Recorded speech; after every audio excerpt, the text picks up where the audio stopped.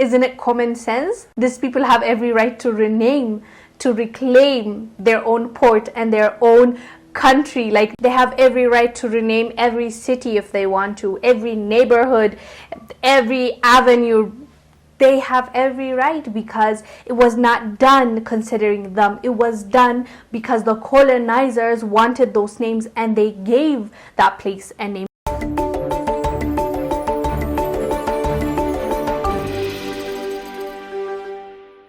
Hey fam, welcome back to the African Diaspora News channel. I'm Wongel Zelalem bringing you this report.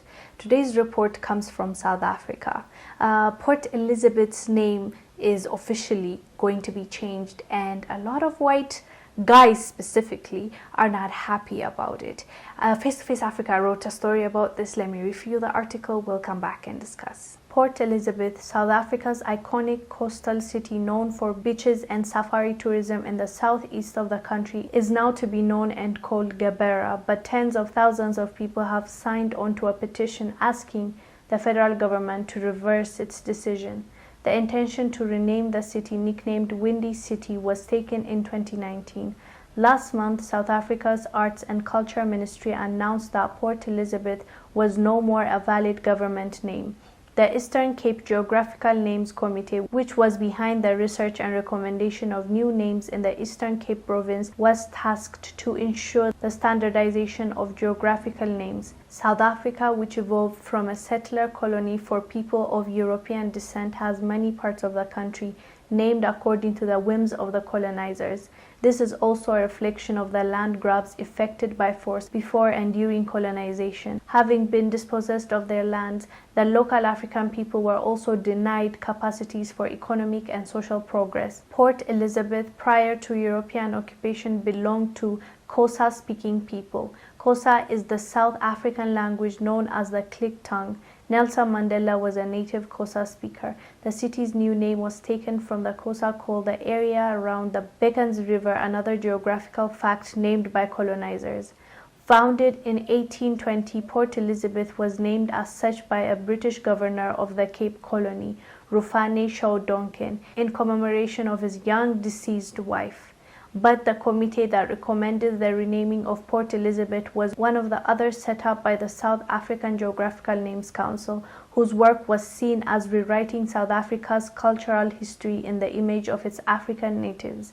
This was bound to create the tension that has ensued since the new names became official. This week, Nkaba Banga, the Xhosa-speaking Mandela Bay municipality under which Port Elizabeth falls, said he will write a complaint to the Arts and Culture Ministry due to the petition he had received.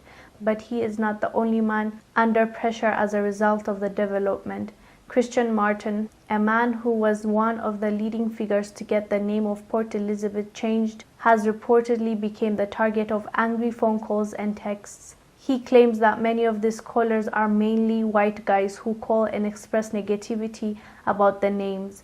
I love the fact that they decided to do this and also are following through with it. Some people might argue, why is this so necessary for this port to be renamed? Well, first of all, when you name something, you're actually claiming it. You're actually giving it something. Why do you name your kids? Because they need to be named. Like, everything needs to have name, right? And that port is known as Port Elizabeth, and people identify that place by its name. So people know that place as Port Elizabeth, right? So how did that name come about? This article clearly told us, because a guy, his wife died, so he named it after his wife. In the first place, I have no problem with naming things. You can name your kids, you can name your own company, you can name your house, you can name your dog, but naming a whole, state, or naming a whole area where other people also live in it, naming a whole port by your deceased wife name is, for me, that's on its own problematic, because it's not just yours. This is something that needs to be done as a government, not just because you're the president. You have to abide by the laws, by the rules. You have to discuss it with your ministers, with the history people, with the arts. Like, in a government, there are so many people that are in charge of so many things. One person should not have the right to change anything. And worst comes, even if he's taking it to the parliament, let's say, to change it, or whoever is involved in this decision making, imagine that conversation. You go and say, okay, I want to name it after my wife.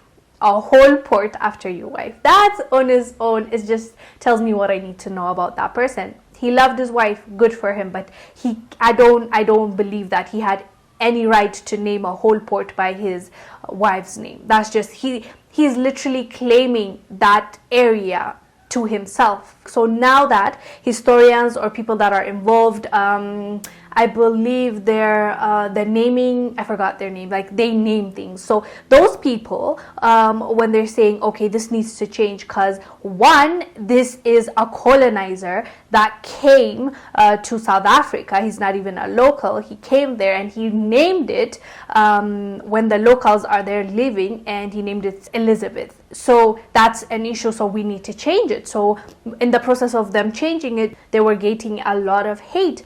And a lot of hate actually was not coming from all white South Africans. They said mainly it was from male white South Africans. Those are the ones that have the bigger issues, and they did not want that to happen.